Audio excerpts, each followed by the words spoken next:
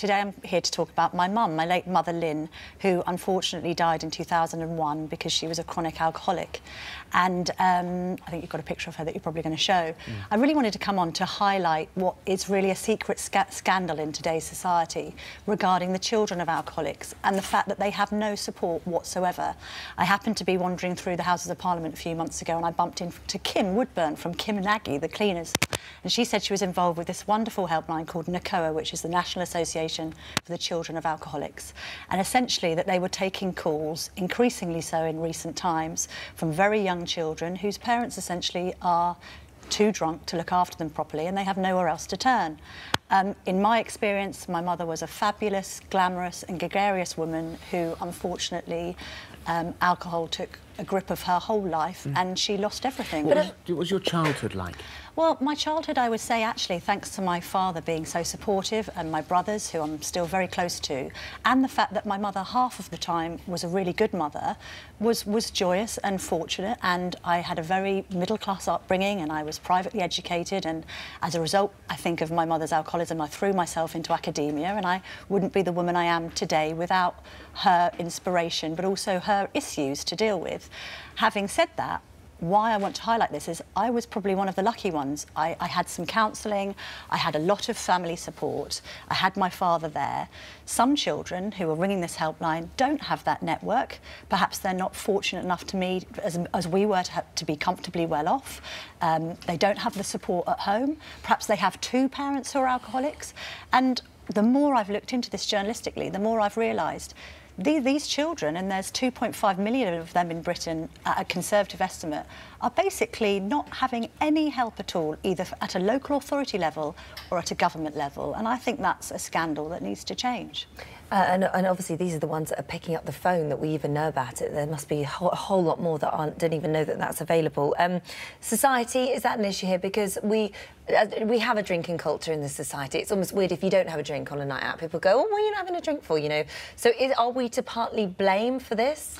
I think there's a casualised attitude to drink these days that hasn't perhaps been around when my mother was growing up. I mean, Sonia will be able to comment on what might drive, you know, women or men to drink later in life. I certainly think that alcohol prices are cheaper now in the supermarkets than they were 50 years ago. Than soft drinks? In the old days, you used to go to the pub and have a couple of social drinks. These days, at every given turn, alcohol is present. Somebody's born, have a drink. Someone dies, have a drink. Someone's passed their exams, have a drink.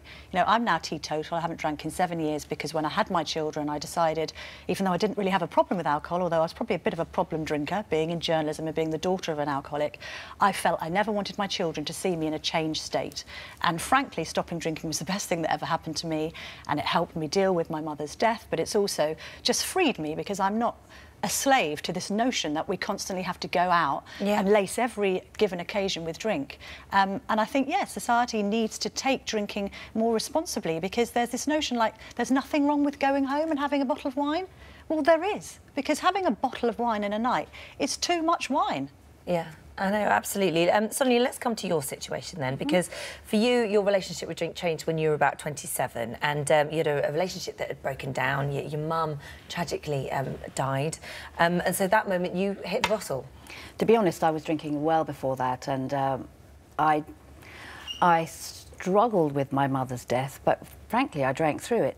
10 weeks ago, I lost my dog I'd had for 12 years, and that was my first bereavement because it was my first sober bereavement. Right, and when I lost my dog, I didn't have any coping skills because I'd never experienced it before.